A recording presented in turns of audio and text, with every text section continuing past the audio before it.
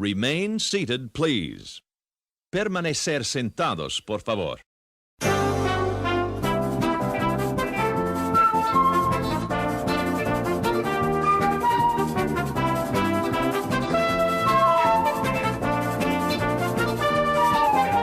Matterhorn Matt presents Matterhorn Mondays. Hello, everybody. Welcome to episode 92 of Matterhorn Mondays. I am your host, extremely tired. And I'm your co-host, also very tired and about to sleep. Yeah, so it's not the normal Saturday like we do things here on Matterhorn Mondays. I'm going out of town this weekend, and we won't have time to record, so, I had the idea, hey, let's wake up at 7 a.m. and record at 9 o'clock this morning it's a Friday today. It's even earlier for Alex. It's 7:55 right now for him, but it's only 8:55 for me. So, but I woke up at 7 anyways, just so I would have enough time to get showered and everything. So, yeah, we'll see. It's early enough to cry over. Yeah, it really is. I was so tired this morning that I almost put deodorant on my toothbrush, like my stick of deodorant. I mean, that would have been something, right? At least my teeth would have smelled good at least. But, Juan says 7:55 over here in Long Beach. I thought that was the temperature, but it's the time. Anyways, let's see. We hope you all had a great week. We got this will be an interesting show. This will probably be one of the strangest episodes we've done on Matterhorn Mondays. But anyways, okay, this episode is sponsored by all of my lovely patrons over on patreon.com/MatterhornMatt. And link to that will be in the description below. And also, if you guys are looking for more family-friendly live streams, head on over to theliveplace.com. Link is in the description. I just got an email from them the other day, actually. Let me try and find it. I think I marked it, put it in my archive in my email. I think they were celebrating, what was it, like 60 members on the website or something along the lines of that. It's taking forever to load. Oh wait, here it goes. It's loaded. I'm scrolling. Here we go. 46. There are now 46 live streamers on their schedule, so that's pretty cool. Head on over to theliveplace.com. And we don't have any. Actually, I haven't checked if we have birthdays this week. Let me check that very quickly. Let's see. Birthday calendar today. What is today? The 7th of June. No, we do not have any birthdays this week. Not sure. Let me find when. Oh, Father's Day. That's going to be a big birthday in a couple weeks. But, doesn't look like we have any birthdays coming up for at least the next month. Yeah, so be sure. Yeah, it's I don't even know what to say, you guys. It's gonna be an interesting episode. That's all I have to say. I only have maybe like an hour and 10 minutes because I have to go to work right after this. So, but we do have some interesting stuff to talk about at least. So let's get right into this week's drum roll. I should get a drum roll sound effect. I guess I can just use this instead. But let's go ahead and get right into this week's News from the Peak. We now present to you News from the Peak. Alrighty, for our first bit of News from the Peak, Soarin' Over California has returned to DCA. I know we teased this maybe two or so weeks ago, 2 episodes ago, I believe. But it has finally returned. It opened on the 1st of June, and I believe they gave out oranges and I think stickers as well to all the guests who rode it that opening day, and maybe the day after as well. But, Alex, have you had a chance to ride Soarin' Over California yet? I have. Oh, and how do you like Soarin' Over California? That was awkward. Okay. It's really funny because when Soarin' Over California left, I was so excited for Soarin' Over the World, and Oh my god, yawning. Okay, so I was really excited for Soaring Around the World, and I thought like this is gonna be so great. Like, the whole thing about it changing was just so exciting. And God, I hope there's no coffee in that mug. And so It's a little too early for Snapple, I will say that, but anyways. Anyway, but it turned out that, in my personal opinion, I didn't really like Soaring Around the World as much as I thought I would. And mostly it just has to do with, well, the music score, and then there's the fact that there's a lot of like CGI and strange transitions in it, and so it just didn't feel like like how it should. And it's just my opinion, though. Anyway, so the point is that when Soarin' Over California came back, I was just so excited, and I went to ride it, and it was so nice. Like, they got the smellitizers working again, so you could smell the different smells, and then yeah, and the picture was just so crystal clear. I don't know what else to say about it. I loved it, like I'm so glad it's here. I'm so glad it's back, at least for this limited time, or so we think. Yeah. Wink wink. I don't know. Hopefully it stays for permanently. If everyone goes and if everyone goes and complains to Disney, I'm sure they'll make it stay for the rest of time until they make Soarin' Over the Universe. So excited for that. Well, you one. see, that's the word on the street, is that since Soren came back, people have been, sending compliments to guest relations, asking for Disney to keep Soren at DCA. And honestly, like, I'm one of those people that thinks like it should stay, at least just for this park. Yeah, you were talking about the transitions of Soarin' Over the World, and I watched Soarin' Over California. I think it was Chris's video the other day, and it's really jarring because there are no transitions in Soarin' Over California. It just jump cut straight to the next scene. So it's kind of interesting. But yeah, Soarin' Over What's California. funny is, what's funny though is those jump cuts, they're not as jarring as you would think they'd be. It's more jarring to have like a whole bunch of stuff just like crash into the camera at Soarin' Over the World than to have just the scene just cut to a different scene. Like when I rode Soarin' Around the World, I thought it was so weird that like there was like, dirt from an elephant's trunk. Then there was a big kite that came right into your face, and then there was like like splashes from like water from like a whale. It was just like really it was really weird. Those transitions were just really in your face, and it's like, I get it, like it's really difficult to do transitions on a show like that, but honestly, I felt like the Soarin' Over California transitions were less jarring. Huh. Interesting. Well, I don't think I rode Soarin'. No, maybe I did. Anyways, let's move on.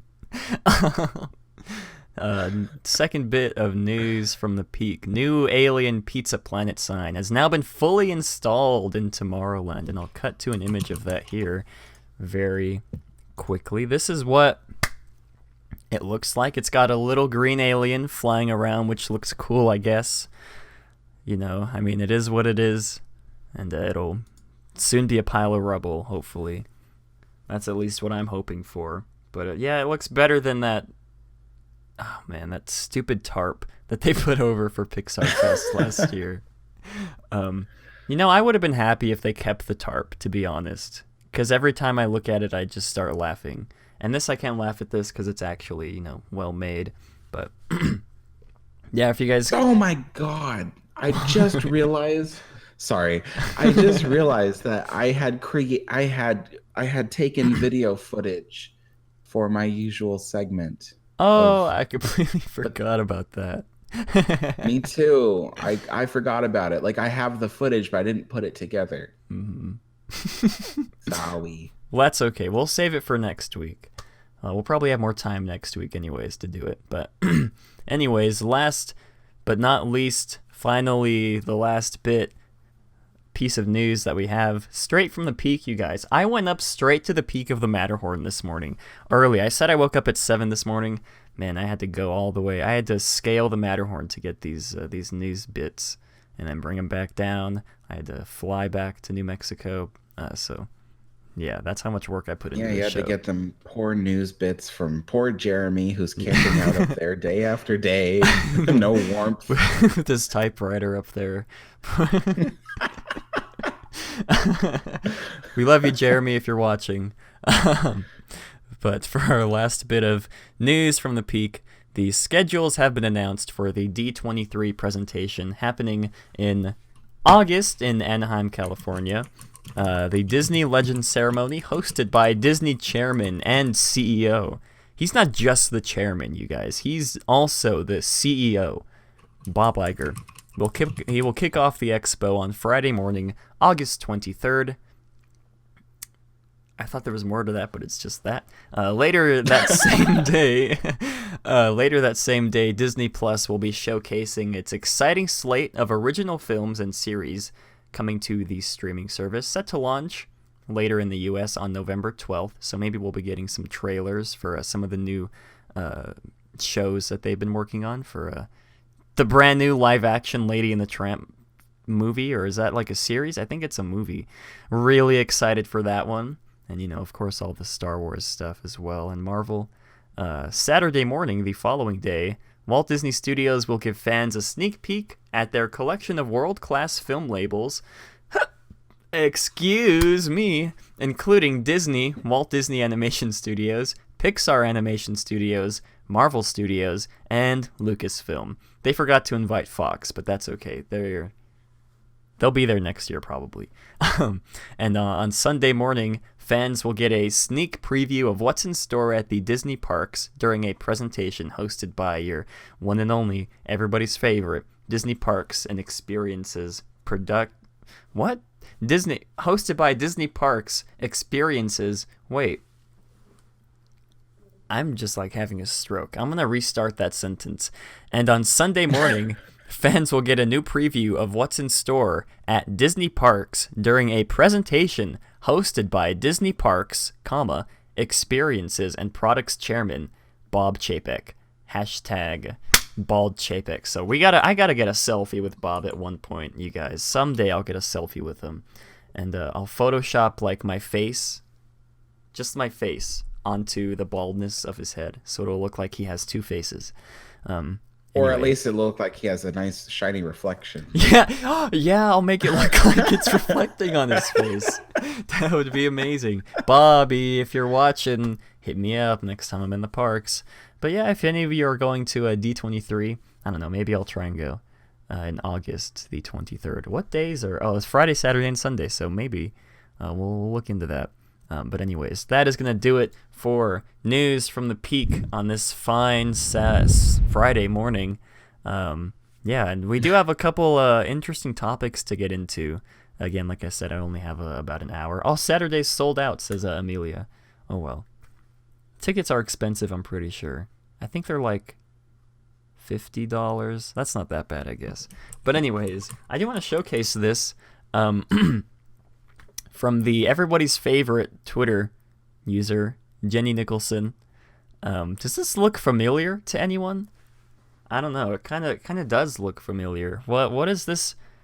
I'm trying to pinpoint as to what this looks like. Let me just slide to the next slide. Oh my gosh, it's a homage in Galaxy's Edge to the original concept of the Land Pavilion for Epcot, made by Tony Baxter. Total bra moment, you guys. So I don't really know where this is located in Galaxy's Edge.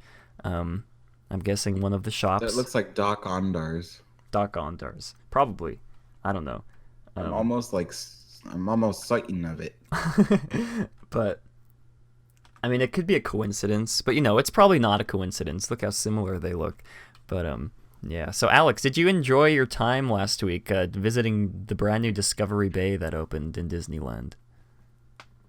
Oh yeah, it was a hoot. But anyways, so that's pretty cool. Little nod to the original concept of what was supposed to be in Galaxy's Edge's place. But yeah, moving on from that, we do have a couple Galaxy's Edge news to talk about.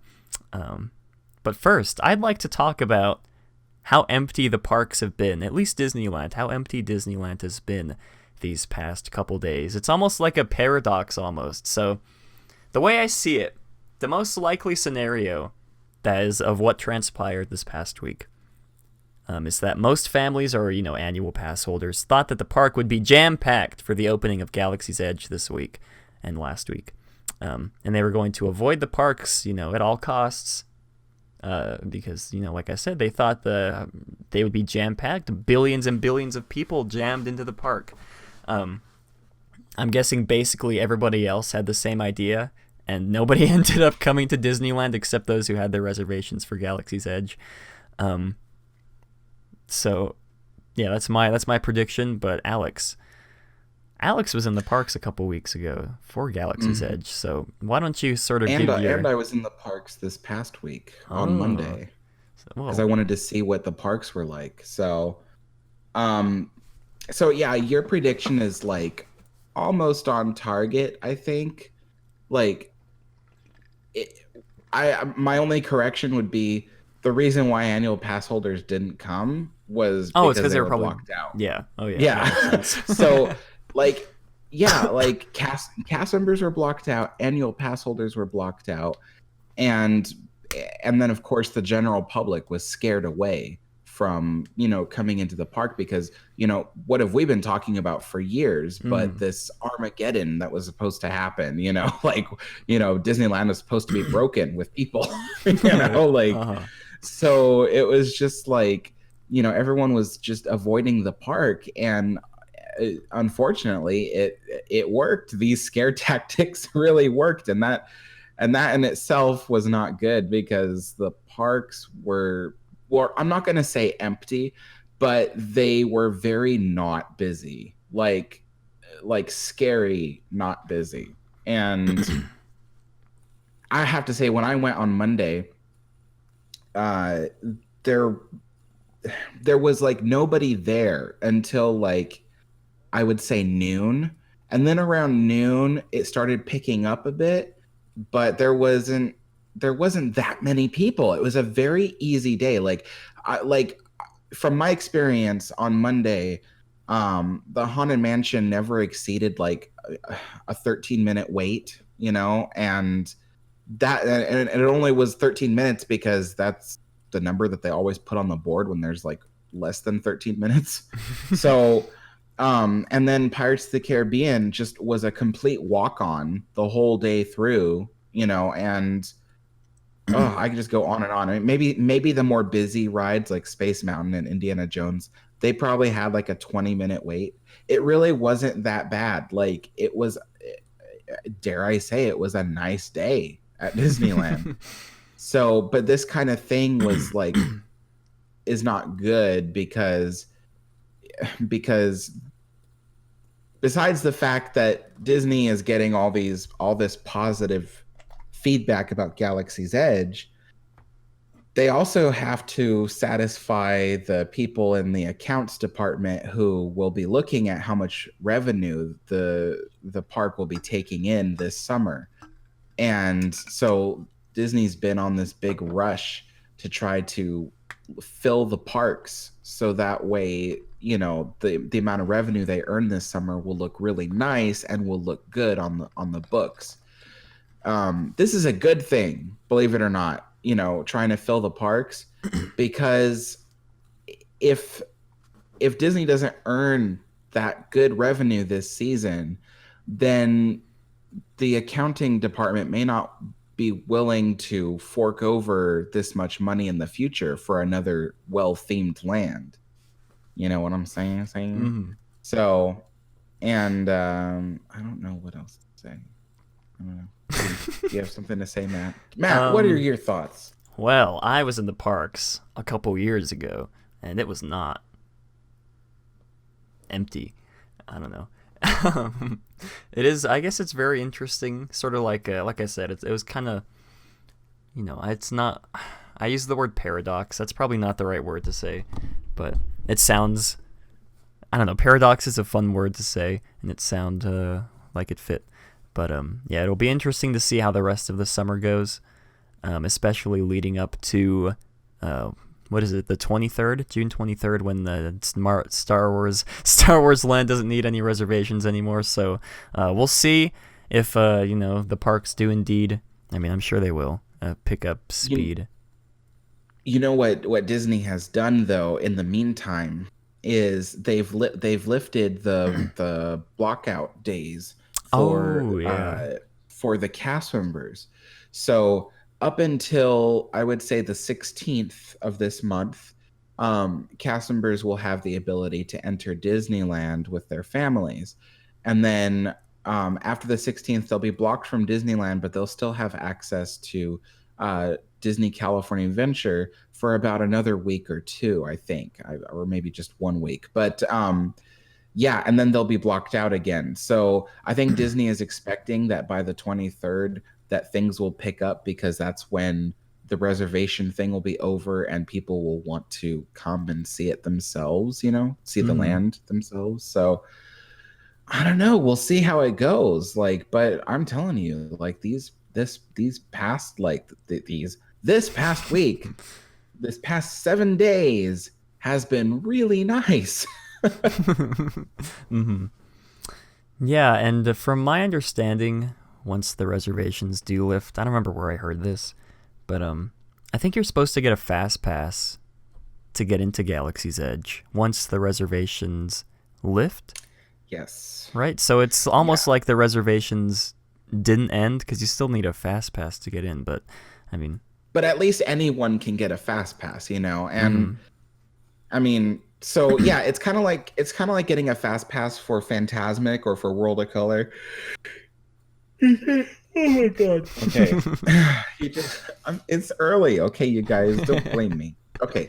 So yeah, so if you want to get to Galaxy's Edge after the 23rd, then they'll set up a place somewhere to allow you to get fast passes, like you and your family to get fast passes to Galaxy's Edge. It'll give you a return time slot, and then you just show up for that, and then I bet it'll be a lot like what they've been doing with the reservation thing.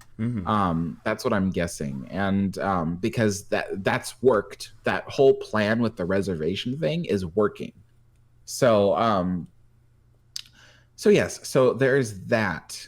And I know a lot of people have been saying, oh, well, they carved out a new space on Thunder Trail for fast passes. No, I was there on Monday, and you know what was there? Vending carts. So they built this, I was so excited. They built this new little cove into Thunder Trail, right off the side. And we were thinking, what's going to go there? Because it was oddly shaped. Half of it was a few inches above the normal ground level, and then the other half was at ground level, and I was like, that's so weird, why is it so level? And I'm like, when I saw vending carts there the other day, I was like, well, that makes sense. So yeah, well, keeping on that same Galaxy's Edge talk, this comes to us from blogmickey.com, and links to all these articles we'll be talking about will be in the description below. Disney has actually emailed guests to increase their Galaxy's Edge party. Earlier this week, Disneyland sent out emails to select guests, inviting them to add more people to their Galaxy's Edge reservation, which you could only previously do once you initially made the reservation. I think it was on the 1st of May. I don't know. It was a while ago, it feels like. You can now add up to 5 people, and again, this is only for select guests. I'm not really sure what the criteria was for Disney selecting who can add more people or not. It was just the people that were going by themselves. Oh, okay. Well, maybe they would have done this, regardless. But yeah, you can add up to 5 people to your reservation now. Could this be because the attendance to Galaxy's Edge was lower than expected? Probably not. But I like to think about, like conspiracies and stuff like that. So, I mean, that could be a sign that Disney expected more people to come to Galaxy's Edge. And, but again, most likely not. True, though. Like, I expected, when I went to Galaxy's Edge, I expected it, this was when it opened on opening day, I expected it to be more people than what I saw. Mm-hmm. I mean, there was a lot of people. I'll say that, but I mean, I honestly expected to see more people there. And so, yeah, I think by emailing these people that are going by themselves, they're trying to do that. They're trying to fill it up a little bit more. And then they're also trying to fill up the park, because, the park is just kind of, a little bit on the empty side. But I just have to say something. So Disney's emailing people who are going by themselves to encourage them to bring friends or family with them to the park.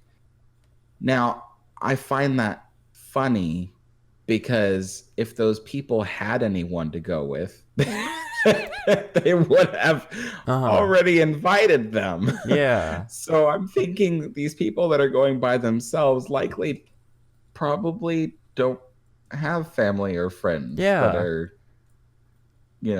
or at all. I'm just saying. Yeah, my little joke is over. I'm sorry, people. No, yeah, that's completely possible. I mean, if I were wanting to go to Galaxy's Edge and I didn't know any of you people, like I didn't know Alex or, like Chris or Mark or anybody, I would have, gone by myself. And if I got an email asking to add 5 more people to my reservation, I'd be like, oh my gosh, I don't even know 5 people to add to the reservation. But yeah, I mean, it's believable. But yeah, conspiracy time. Galaxy's Edge was not doing probably as well as Disney thought, and they were thinking, gosh darn it, our flagship land that we have been making for 5 years is not doing so well. So we'll just add more people, have people bring more people in. I sound like I'm crazy right now because I'm so tired. Like, just the words, listening to them come out of my mouth, I don't know. Anyways. Wouldn't that be ironic, though? Like how ironic would that be, you guys, if Galaxy's Edge all this time, all these years has been touted as the most awesome, most amazing, most successful land that Disney will ever build, and it'll be the busiest place, in any Disney park. And then people are so afraid to show up because of the crowds that it's opening season, it fails. Yeah. How ironic would that be? Yeah, and that is really funny. I mean, again, conspiracy talk. Probably not. This is, like I said, this is probably not what happened, but it's interesting to think about it nonetheless. And it'll be interesting, like I said, to see how the attendance fares going forward for the next, the next summer, the next year, and even, next summer in 2020. So we'll see about that. And yeah, so I guess that's all we have for Galaxy's Edge talk. Oh my god, Alex, you just destroyed Nate in the comments. Oh my gosh. Someone get a casket for Nate because he got bodied. I'm surprised there's 18 people here. That's normally the same crowd that we have. The same amount of people that we have. Oh, please. We usually have 13. Oh yeah, well, maybe we should do some more streams or earlier in the morning. I mean, no. I felt that when he screamed no. I felt that. I really did. Yeah, I mean, I guess it is it's worth noting we don't know how many people Disney ended up letting into the park, letting into Galaxy's Edge per reservation slot.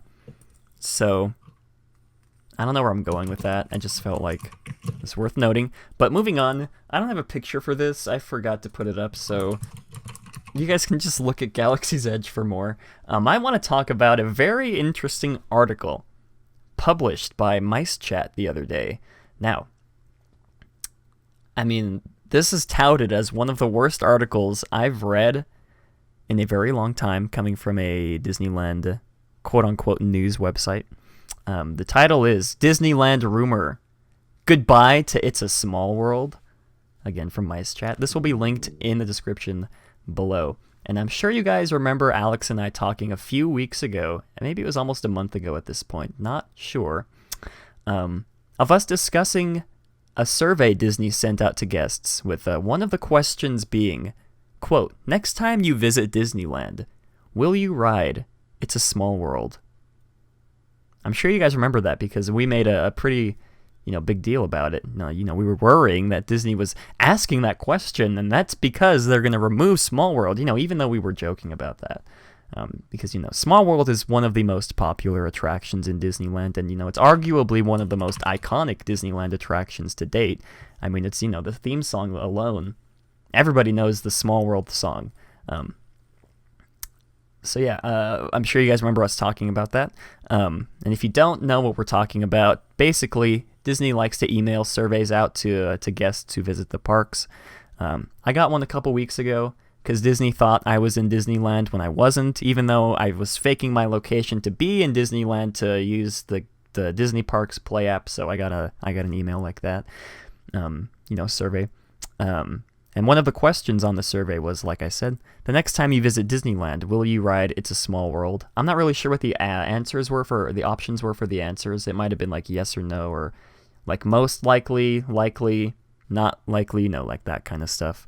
And, it is worth noting that Small World does reside in a very prime real estate location for any potential Fantasyland expansions. So keep that, in your mind. But Mice Chat takes this to a whole new level, you guys, writing a very lengthy article about this survey Disney sent out.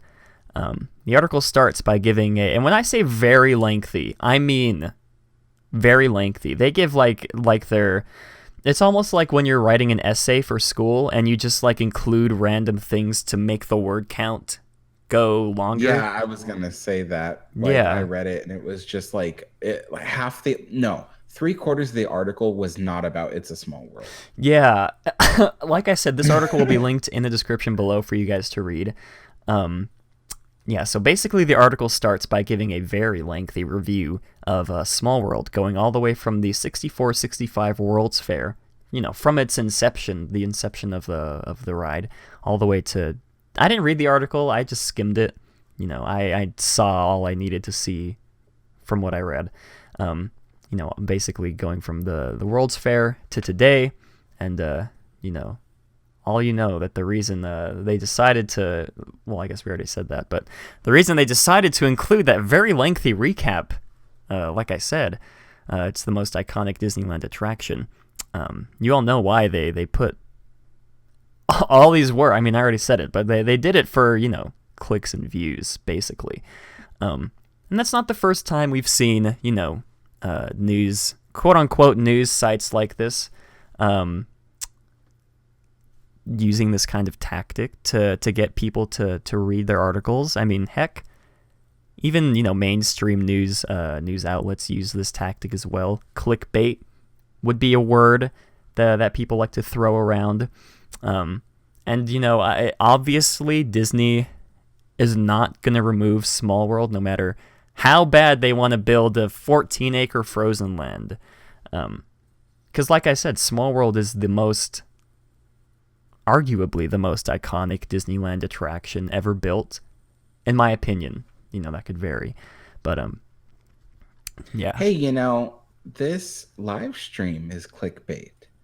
Because when people click on it, they get so afraid they think it's Monday. Yeah. But it's actually some other day of the week. That's true. I am a victim. I'm a hypocrite, you guys. But anyways, okay, so I have a bit of another rumor kind of okay. about the small world thingamabobbin.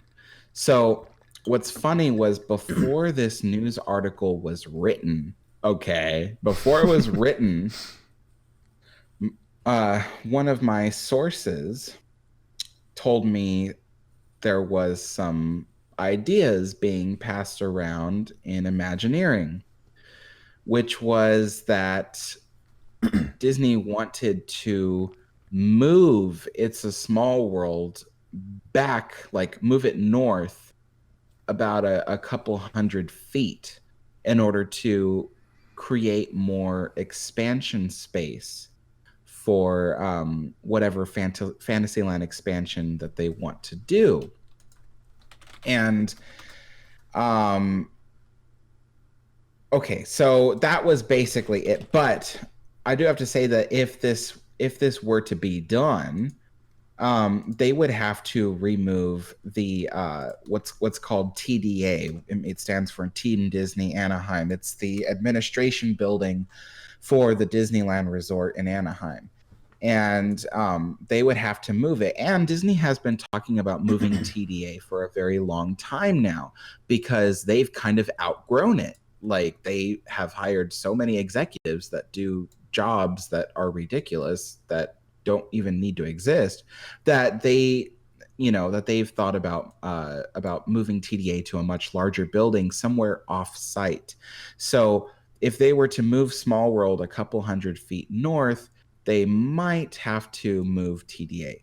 I say might because now that I'm looking at the map, there is a bit of space. But you see that clear space just north of It's a Small World before you get to the TDA building? No, you don't understand what I'm talking about. Well, okay. There's a big space north of there. You might see cars parked north of It's a Small World and like a shed or two. That area is used as a staging area for some of the parades. Not that it needs to be, but it has been. So I imagine if they move Small World further up north, then it will be sorry, it will be back there in that space. And possibly they might need to move the Disneyland Railroad Roundhouse, which is to the right of It's a Small World.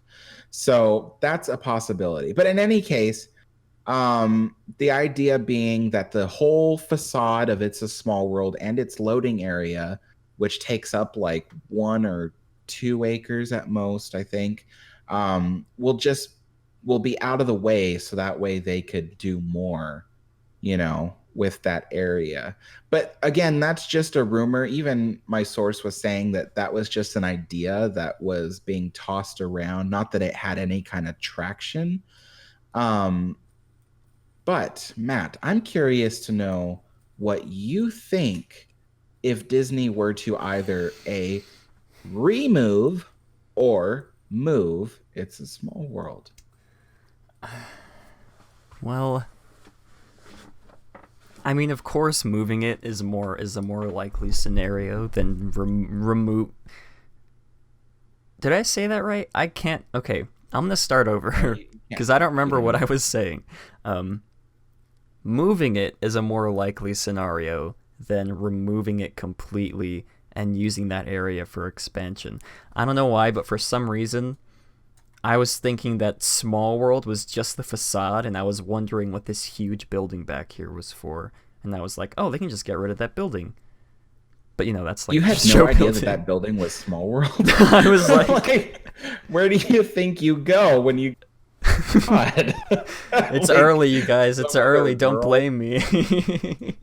But, okay, so here's the reason why moving it might work. Okay, so if you see in Toontown where Roger Rabbit's cartoon spin is, there's a large building there which used to house the Jolly Trolleys when they weren't in use. So if you zoom in there, you can kind of see that the Jolly Trolley tracks end inside that building, right?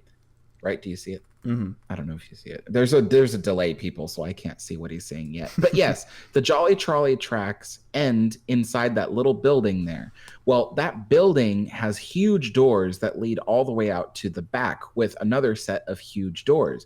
That way, if they ever needed to take the Jolly Trolley out by crane, they could just back it into that alley.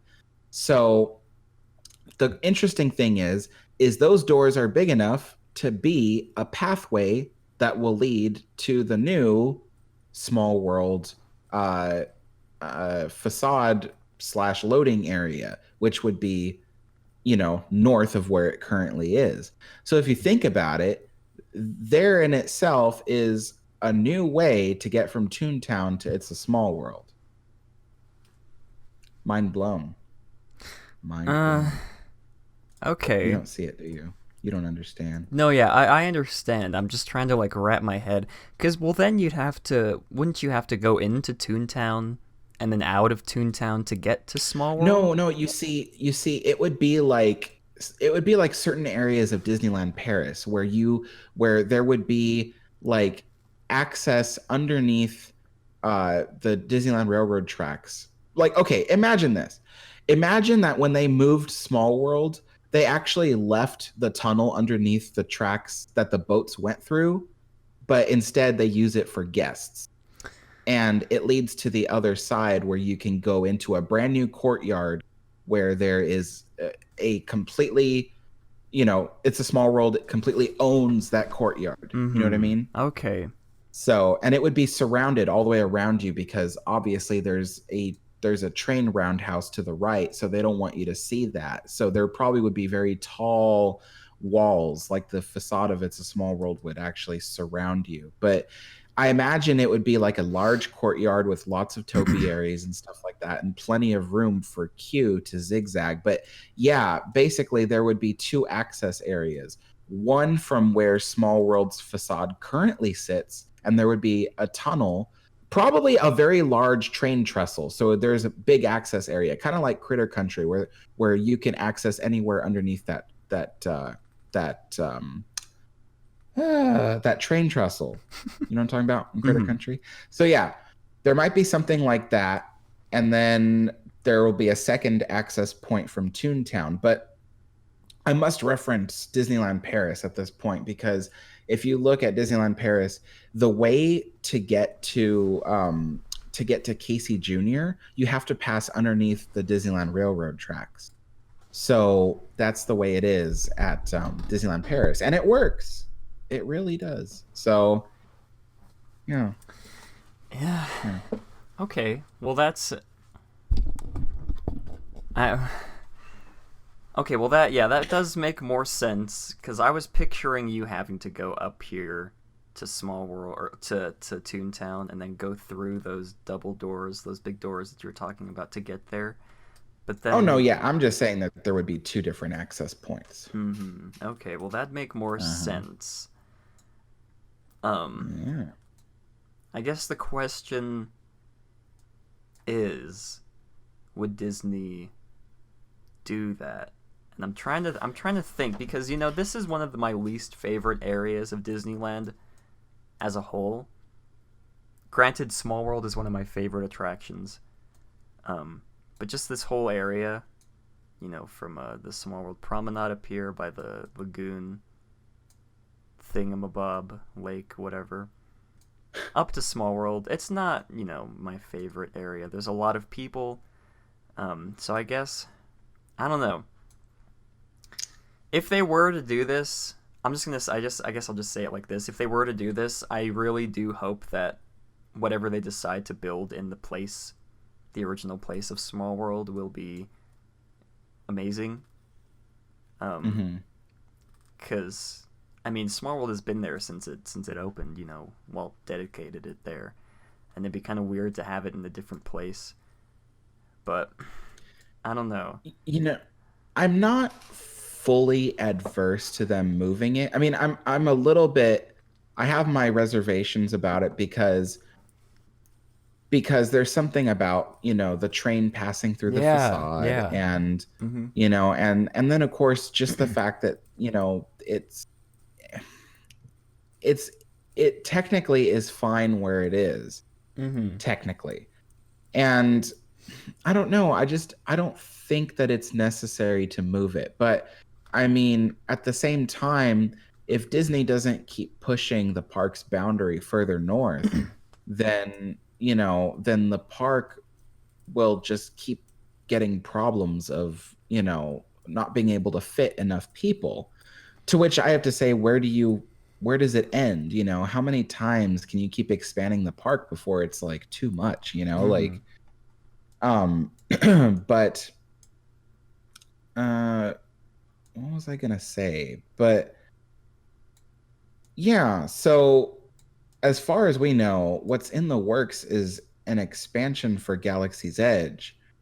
And, and that, I'm also suspecting would lead into Toontown through the area that is Chip and Dale's treehouse, which is not really needed anymore in Toontown. They would just demolish that and create a pathway that leads to Galaxy's Edge from the new expansion area. And then possibly the idea of moving It's a Small World to get it out of the way in order to create some kind of expansion for Fantasyland. So I don't know. Half of me hopes they don't move It's a Small World, and half of me hopes that if they do, it turns out really awesome.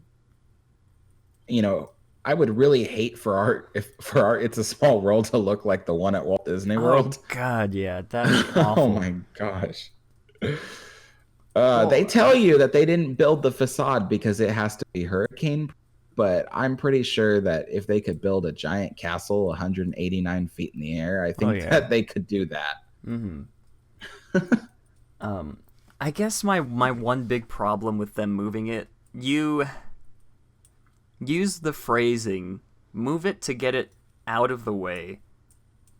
And I don't really like that phrasing, because it's almost treating Small World like it's a problem that Disney needs to fix. And, there's nothing, I don't think there's anything wrong with the location of It's a Small World. There's nothing wrong with the attraction itself, but I'm sure Disney was, you specifically used the phrasing, move it to get it out of the way. I'm sure that's what Disney's thinking as well.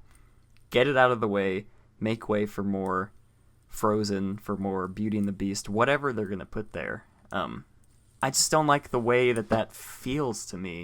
You know what I mean? Like, I don't have to answer to you. No, but I know what you mean. To be honest, It's a Small World was never put in the right place to begin with. It was kind of, if you imagine when it was put in there was nothing back there. There was fields, there was trees, and there was no reason to go back there except for It's a Small World. And it was kind of like pushed all the way in the corner of the park where people had to really walk to get to it.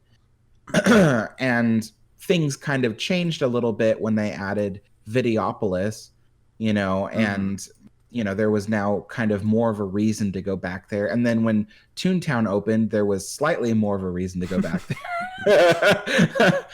But I feel like Small World could work in its location that it's at if they actually moved something else. I think that if they had moved Storybook Land and Casey Jr. to where the Fantasyland Theater is, I think that it would open up more space in the main area of Fantasyland, and they could probably do something else with that area that doesn't take up as big a footprint as it currently does. I don't know. I feel like it would open up Fantasyland more and make it more accessible. But yeah, anyway, that's just spitballing ideas. But It's a Small World isn't in the way necessarily, but if they do want to expand the park and try to push the boundary north, then It's a Small World is sitting right there in a prime spot where they need to push everything north. You know what I'm saying? You know what I'm saying? So, yeah. Well, I guess that's some food for thought, you guys. Would you be okay? Yep, some thought for food, guys. Some thought for food. Yeah, I mean, I guess it could work up here in that area. All by it'd be so lonely up there, though. I'd feel bad. There's no other rides. I guess there's no other rides nearby it anyways to keep it company. Well, I guess the railroad, but anyways. Yeah, food for thought. Love to hear your guys' thoughts on... But we have to mention that the article says that Disney responded to the article by saying that they will not be taking out It's a Small World. They will not be removing it.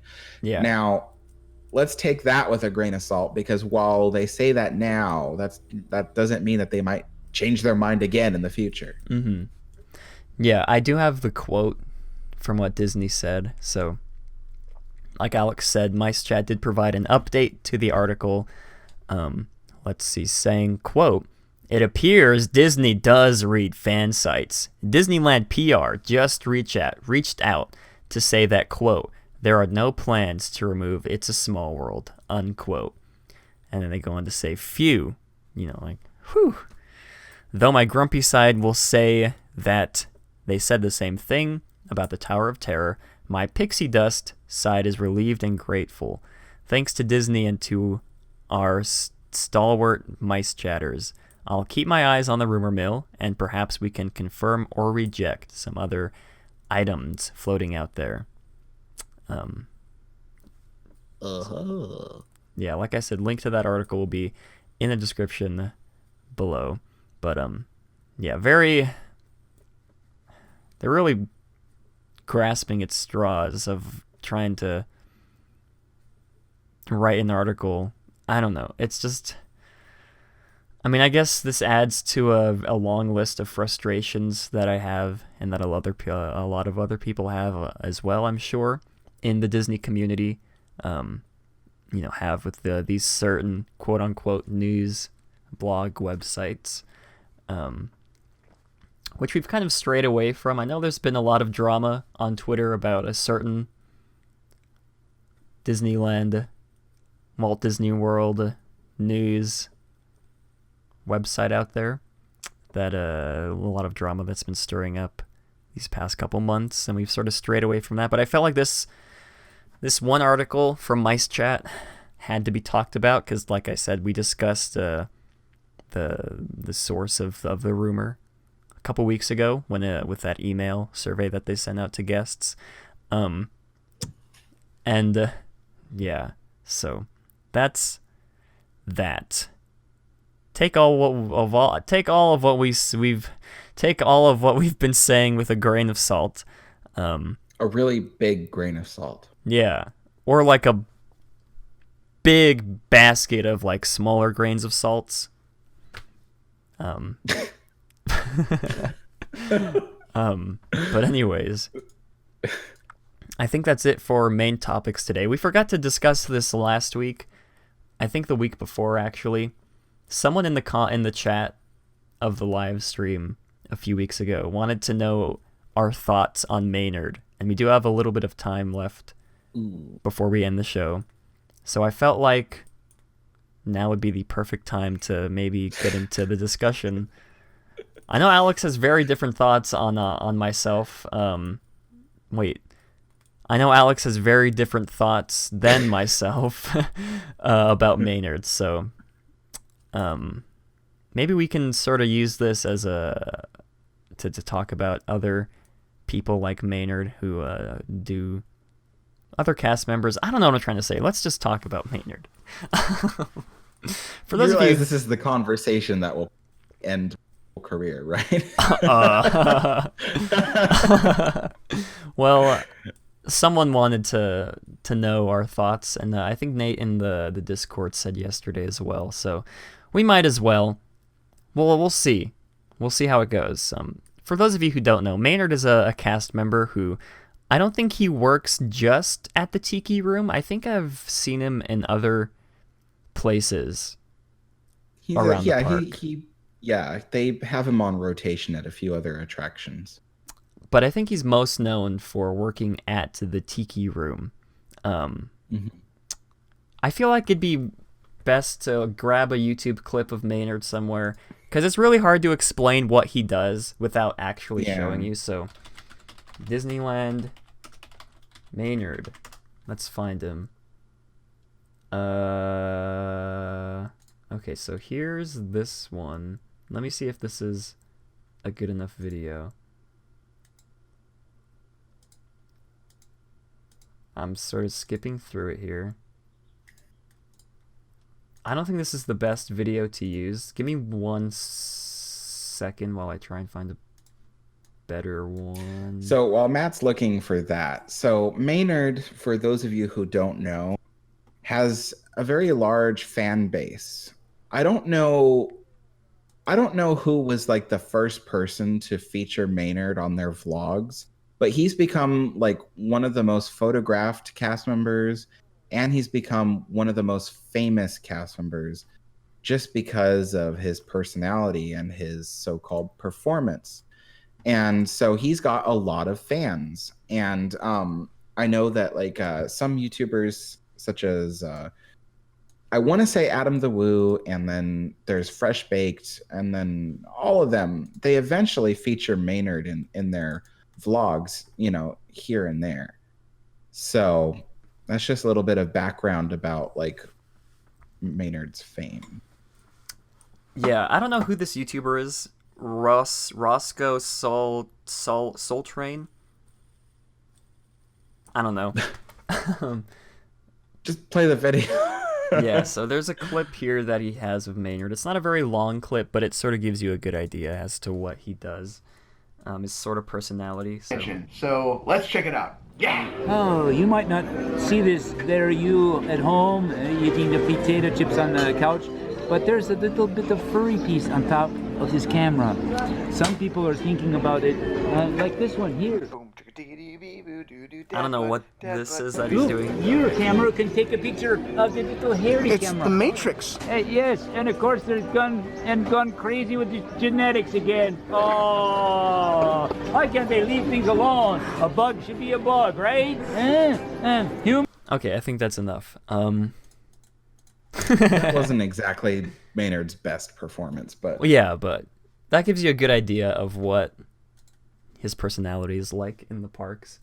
And we don't have a lot of time to get into much depth about this, but we just want to, so yeah, that gives you a good idea as to what his personality is like.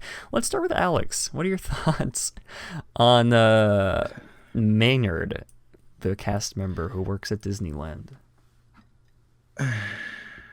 So when Maynard is a host at the Enchanted Tiki Room, he often does like a little pre-show to the show when he's there. So if you sit in the Tiki Room and you're ready for it to start, he'll go on the microphone like all the other hosts do, and normally they introduce you to the show and then they start the show for you. Well, Maynard does this whole spiel thing where he does all these tiki voices, you know, like he'll do all kinds of tiki voices, whether it's high pitched or really low pitched, and then he'll act out a performance where, you know, he can like make all kinds of sounds and stuff like that.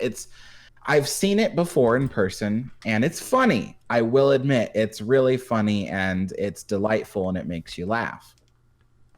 Now, my personal thoughts about this, and not about Maynard as a person, because I don't know him as a person, but my personal thoughts about his performance at the park is that, you see, when you hire in at Disney, they really, you know, pound into your head that as a cast member, you are the supporting cast. You don't take center stage, you support the show.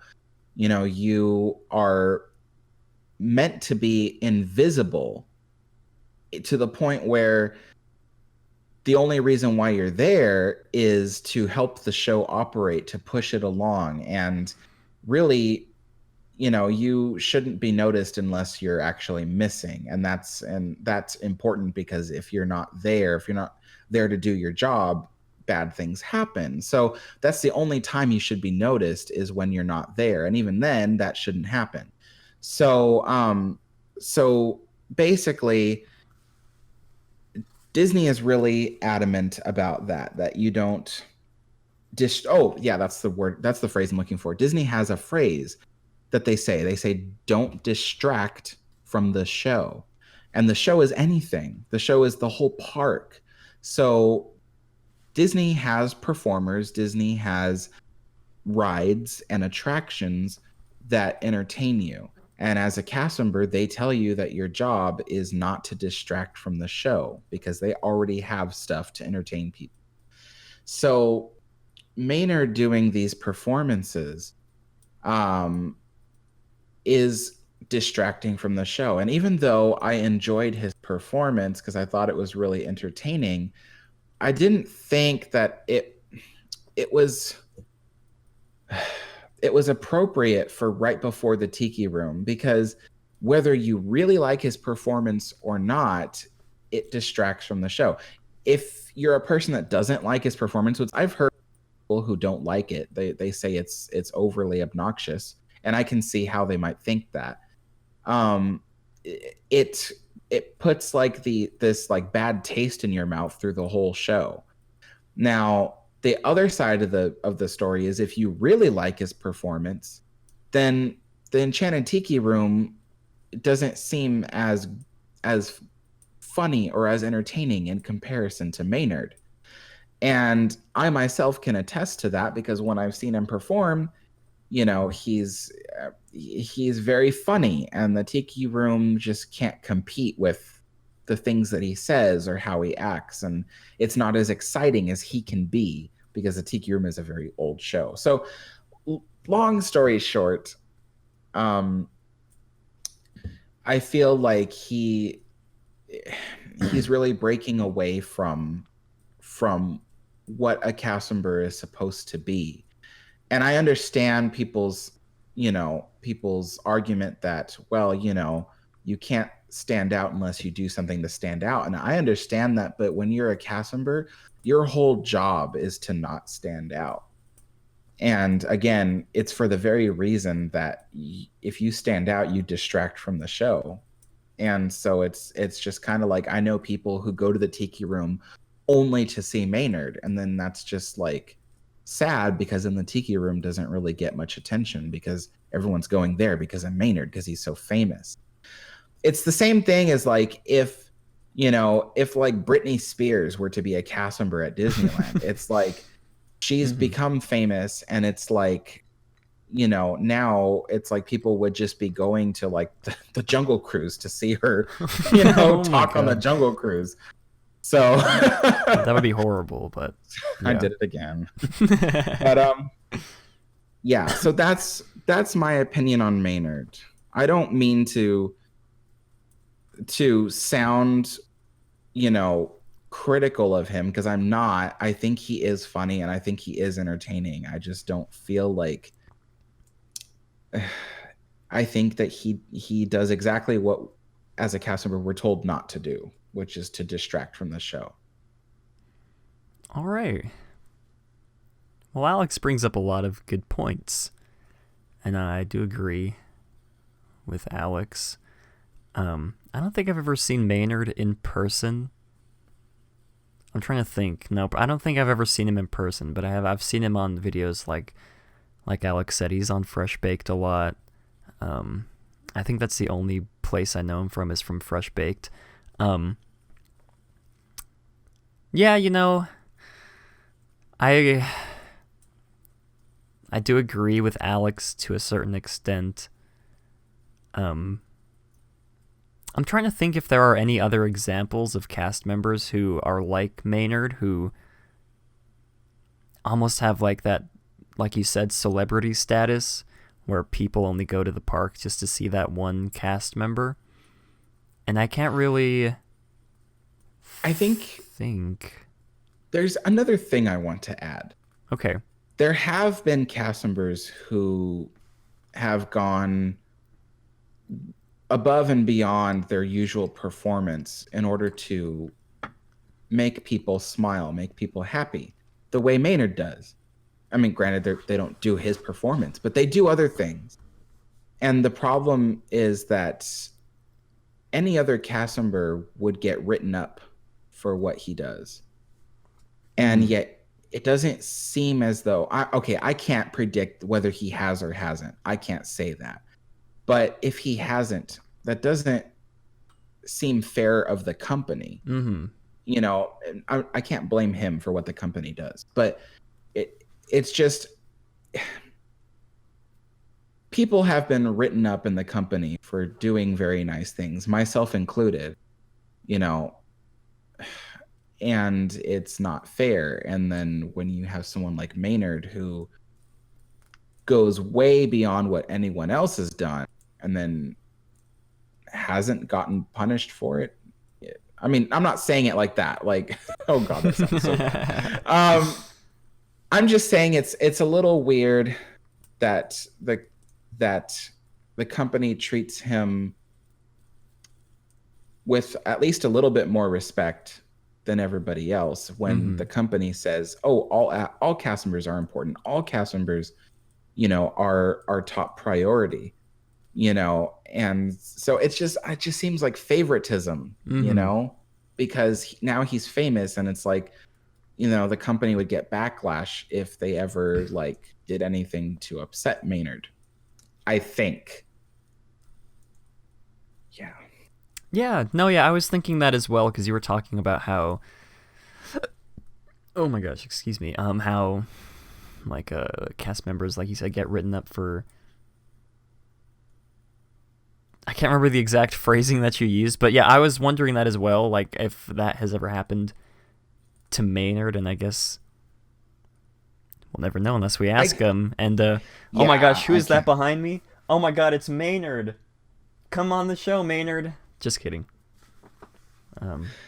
Bunny Mom Julie says the Jungle Cruise people have to be that way. Yes, that's part of their job description, is that they're supposed to perform. It's not part of your job description as, you know, as like a busboy to perform while you work, or you know, even an attractions host, you know, such as at the Lincoln show. They're not supposed to perform either. They can make a very pleasant and very cordial, you know, spiel the way the Tiki Room people have done also. But what I mean is that unless your specific job description is to be the sole entertainment of the people, such as on the Jungle Cruise, then your job isn't to entertain the people. So that's kind of like where the difference is on that one. Okay. Well, I'd love to hear your guys' thoughts in the comments below about Maynard. And like I said, if I can't think of anybody else who like standout cast members like him who I'm trying to. There haven't been very many. Yeah, I think there's one other that I just can't think of off the top of my head. Again, it's I guess it's not that early anymore, but it still feels like it's 7 o'clock in the morning. But anyways, I think that is gonna wrap up this week's episode of Matterhorn Mondays. I do have to. I guess I need to brush my teeth. I already brushed my teeth. Never mind. I gotta eat lunch. So that's what I gotta do before I go to work. Thank you to everybody who came out to today's stream. I was really surprised at the amount of people, because we started so early, and I didn't think a lot of people would see the tweet or any of that. I just got a pop-up on my computer. I'm gonna go ahead and close that. Anyways, yeah, a big thank you to everybody who came out to today's stream. Thank you for being what's the word I'm looking for? So accommodating, I guess, of my schedule. Because like I said, I'm going out of town this weekend to my cousin's graduation party. And I do work until 8 p.m. from 12 to 8. Well, today it's from 11 to 7. But I have plans tonight. So we couldn't exactly record tonight, and I didn't want to not do an episode this week just because there was some stuff that we wanted to talk about. And yeah, just a really big thank you to everyone who came out to the live stream today. And if you have not come to a live stream before of Matterhorn Mondays, we do normally do them on Saturdays at 4 p.m. Disneyland time, or 5 p.m. Mountain Time, which is where I am. So, and that's on my second channel, Matterhorn Matt Streams. Link is in the sidebar of my channel, in like the featured channels section where I have all the other Disney YouTubers that I watch. Dude, I woke up and you were, and dude, I woke and there you were. I know, it was probably kind of weird to like wake up like at 5 in the morning, whatever time it is where you are, and it's like, oh my gosh, it's Matterhorn Matt. I thought I was only gonna have to put up with him on Saturdays, not Fridays. But anyways, yeah. Big thank you to everyone who came out to the stream. Like I said, Matterhorn Matt Streams is my second channel. You can search it on YouTube probably. And we'd love to hear all your thoughts on all the topics we discussed today, whether it be Small World Mice Chat article or the Small World discussion that we had of moving Small World further north to make room for expansion. What else did we talk about? Oh, we'd love to hear your... Good night, says Steve. We'd love to hear your experiences if you have been to Disneyland this past week. We'd love to hear if it was empty or if we were all lied to on Twitter. I guess Alex was there, so I'll take his word for it. Unless he's lying. I got video to prove it. I took video for it. I'm going to be doing a vlog soon. And I'm going this Sunday with my cousin. So Ooh. I'm excited because my cousin's bringing his boyfriend and he's never been to Disneyland before. Oh, and I've okay. been promising for like 2 or 3 years now that I would take them to Disneyland. And then I just haven't. So yeah, that's exciting. All right. Well, that'll be interesting. It's first time at Disneyland. All right. I'm excited for that. Okay. Yeah, Alex has a YouTube channel, you guys, in case you didn't know. Link has always been in the description of all these podcasts. Has it? Except maybe the ones where you weren't. No, now that I think about it, I'm pretty sure it has been in the description. You know, I'm really worried now. I'm going to double check. No, it's okay, Matt. It's all right. But yeah, go subscribe to Alex. He puts out vlogs every week, I believe, and you also do live history videos. As a matter of fact, I have a history video that's already ready and it's waiting to be published at this very minute. Ooh. Go subscribe to Alex, you guys. He makes awesome videos. Yeah, I don't think there is anything else that needs to be said for today. Yeah, just a big thank you to everyone, and as always, we hope you have a great big beautiful tomorrow.